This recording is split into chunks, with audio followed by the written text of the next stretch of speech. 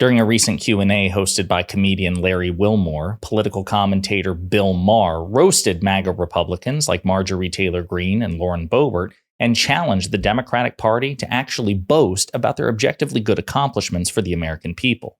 But before we unpack all that, if you end up liking this video and you want to support the channel, please be sure to hit the like, subscribe, and alert bells before you go. All right, friends, we have a couple of clips to look at in this video. And again, it's from a recent Q&A hosted by Larry Wilmore in Los Angeles.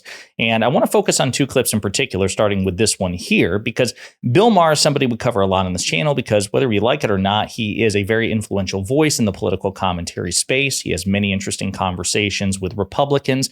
And even though Maher gets on my nerves for a variety of reasons, not the least of which is that he tends to focus on these niche culture war issues and blow them wildly out of proportion, he, at the end of the day, has repeatedly admitted that the right is worse than the left and that the Democratic Party is better than the Republican Party.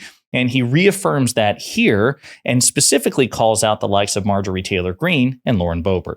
Although I will say that a distinction is, it's one thing to get something wrong, but it's another thing to celebrate not knowing things. Yes, I couldn't agree more. Right. Yes, there's nobody on the left who's the equivalent of a Marjorie Taylor Greene. Correct. Or a Lauren Boebert. Or people. Correct. Yes, right. People like that. Right. And even Trump, that's the space they live in. Like, ha ha ha, you're the smart guy wearing glasses, you know. Right. So the reason I think that clips like these are important is because Bill Maher is very often championed by what I call enlightened centrists, who are basically closeted conservatives, right? That they're too cowardly to admit that they're right-wingers, and so that they say they're enlightened centrists, but they constantly grade the Republican Party, MAGA, and Donald Trump on a curve. And Bill Maher is something of a darling to these people, even though he has repeatedly said that the left is better than the right. The Democrats are better than the Republicans. But again, people selectively cherry pick, Bill Maher's complaints. Now, I think it's important to reaffirm that even somebody like this, who tends to be sympathetic to nonsense culture war issues coming from the right, even he recognizes that on their very worst day, the Democratic Party is simply better than the Republican Party. And so too with the left compared to the right. And particularly calling out the likes of Marjorie Taylor Greene, Lauren Boebert, and Donald Trump. The reason this is so important, and it's a case that I make very often in debates and conversations I have with people who are more right-wing than myself or so-called centrists, because there's this idea that there are crazy people on the left on Twitter. Now, I will remind you that Twitter is the least trafficked of all the major social media platforms. Facebook, Instagram, TikTok, these are all much bigger platforms than Twitter. But also, even if you can find influential Twitter accounts that say crazy things, and I'm sure you can. There are people who say things on Twitter that are nominally on the left that drive me nuts all the time. But the thing that's important to remember is that the crazy people on the left on Twitter are just that, people on Twitter, right? Shouting into the void. The Democratic Party does not, elect radicals, not in the sense of, again, people that you see on Twitter. At the end of the day, it's the Republican Party that gives their radicals power. They actually elect radicals. Marjorie Taylor Greene is a sitting member of Congress. She's not some, MAGA Republican talking nonsense on Twitter, although she does that too. She wields power on behalf of her constituents and does a terrible job, but she is a much greater threat to the health of this country than any person that might irritate you on Twitter. This is so important, folks. Even if you take everything Bill Maher says at face value, even he recognizes the distinction. The right rewards their crazy. The right rewards their crazy with power. And it's not just a fringe on social media. The crazy in the right wing is the animating, driving influence of the Republican Party. And it's such a crucial distinction worth making.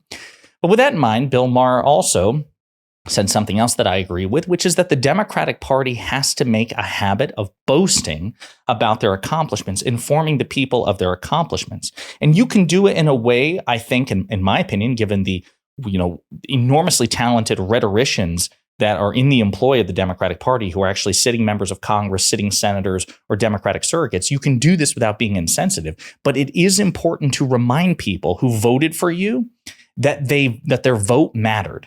Like, I understand that the bulk of the focus has to be what you're going to do for them in the future. Fair enough. But I think it's also important to remind people who voted for you previously that it wasn't a waste. We actually got stuff done. And here's what we want to do in the future. And this is why you should vote for us again. But actually informing citizens and boasting of your accomplishments is vital to it. So I want to play this clip and then we'll dive into it more. Like, if Trump had this economy, he would be blasting it from the rooftops absolutely. every day. Absolutely. We came back better from the pandemic than any other country in this world. The stock market is at record highs. Unemployment is practically at record lows. What do you want? And yet the Democrats don't want to ever say things are going good because that person comes along and says, well, what about the people who are left behind? Exactly. Now, again, Bill Maher is being his usual, crass self, right? But Democrats don't have to do that. Democrats don't have to mock or even suggest mocking people who are left behind. You can acknowledge that. But I'm sorry, I do agree that it is vitally important to actually widely report and widely defend your record. I don't think you can only focus on what you'll do for someone in the future or only focus on what you've done for them already. It has to be some sort of combination thereof, and they are both vital. So I want to remind people about the stakes of this. So Bill Maher, of course, is referring to the economy. So I really want to put this in perspective. He's right. The economy is so good based on the macroeconomic metrics that Donald Trump has repeatedly tried to take credit for the economy under President Biden, certainly with respect to the stock market, but also with respect to jobs. He's like, these jobs that Biden created, they really didn't create them. They're bounce back jobs from the pandemic. We'll get into that in just a second, but I just want to say for the record, the economy's so good that Trump is trying to take credit for it. Now, with that in mind, some other things. Remember, Donald Trump, when he became president, inherited a booming economy from President Obama. It's true. Obama, in turn, inherited an economy in shambles from President Bush, the Great Recession of 2007, 2008 into 2009. And it took 2 terms, but Obama presided over the recovery of that Great Recession. Trump inherited an economy firing on all cylinders, and then in his 4th year in office, he presided over an economy in the toilet because of his mismanagement of COVID. He inherited a great economy, and then he left for President Biden an economy in shambles based on all macroeconomic metrics. And yet, as Bill Maher points out, the United States economy right now, despite all of the struggles that Americans may feel, it is objectively the best economy in the world. There is no economy anywhere that is better than the United States economy. That doesn't mean that we still don't have work to do.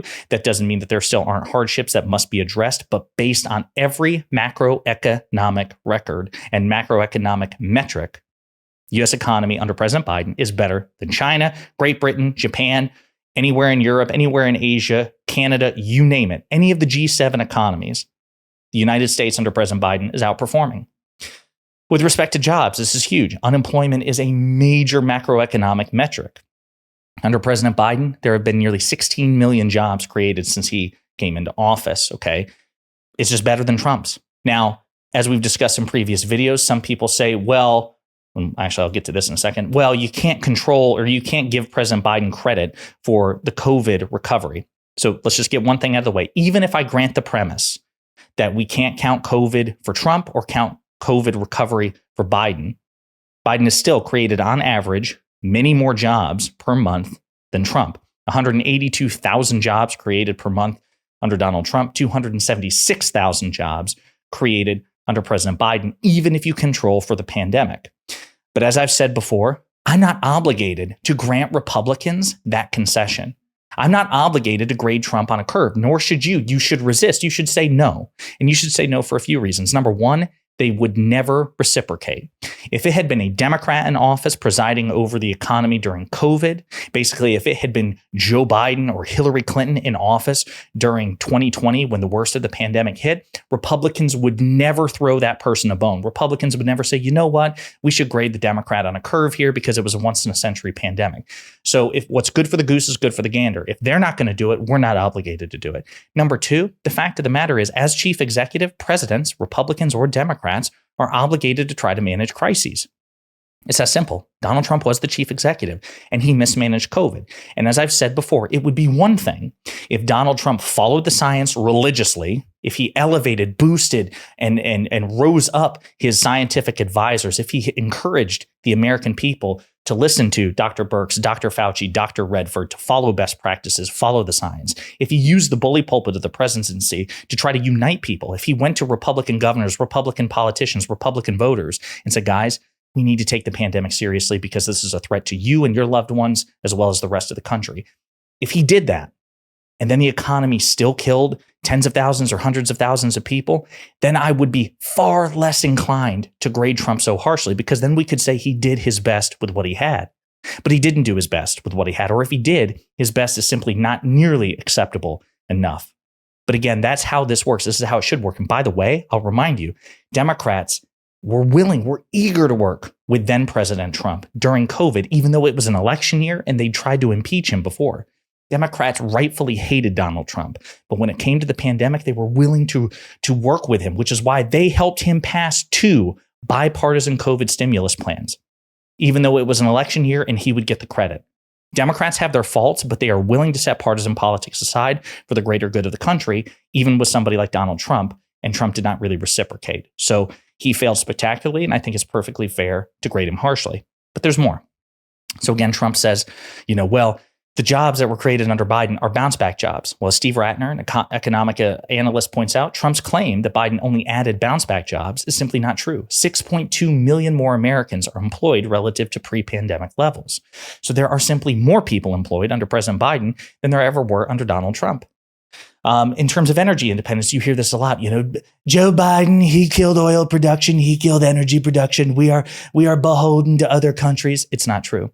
We are producing more energy here in the United States, including fossil fuels, than we ever have at any point. Okay, as a matter of fact, this is a critique of Biden coming from the progressive left, and he certainly has a mixed record on that. Now, I would counter with Biden still has a very robust climate agenda and series of accomplishments, given that, with the Inflation Reduction Act, he provided more climate change funding than any other nation in the history of planet Earth. But when it comes to domestic energy production, fossil fuels and green energy, we are producing more by far than we ever have at any point, and that includes under Donald Trump. The stock market, as you know, this is something that Republicans love to tout the stock market. Donald Trump, a New York billionaire, loves the stock market. Well, the stock market performs better under President Biden. It's reached more highs, consistently higher than under Donald Trump. This is something that, again, if Donald Trump were president, he would be trying to take credit for, and he has. He is so happy with the stock market under Joe Biden that he has tried to take credit for the stock market performance, saying the markets, they're just reacting this way because they know I'll be back in power in January 2025, which of course is insane, but that doesn't stop Trump. Then you refer to the debt. Republicans talk about being fiscally conservative, right? We have to spend less, we have to tax less, we have to spend less. Well, the fact of the matter is that Trump presided over a $2 trillion tax cut, the benefits of which went to those who needed it the least, right? The millionaires and billionaire class. And yet he didn't cut spending. Donald Trump deficit spent all 4 years while he was in office. He was fiscally reckless. And that was when he controlled not just the White House, but both chambers of Congress. He was still fiscally irresponsible. He actually added more to the national debt than any president in a 4-year term, more than Joe Biden. So he added to the deficits more than Joe Biden. He added to the debts far more than Joe Biden. And even if you count for bipartisan spending, like COVID stimulus, Trump still on a partisan basis added more to the national debt. So by any objective measure, Donald Trump is much more fiscally irresponsible than President Biden by the conservatives' own standards. In terms of what Donald Trump has planned for the future, Moody's Analytics, which is one of the most reputable financial analytics firms in the world, they've said that Donald Trump's plans, like, a tariff, I think it was a 10% tariff on every imported good, would actually exacerbate inflation.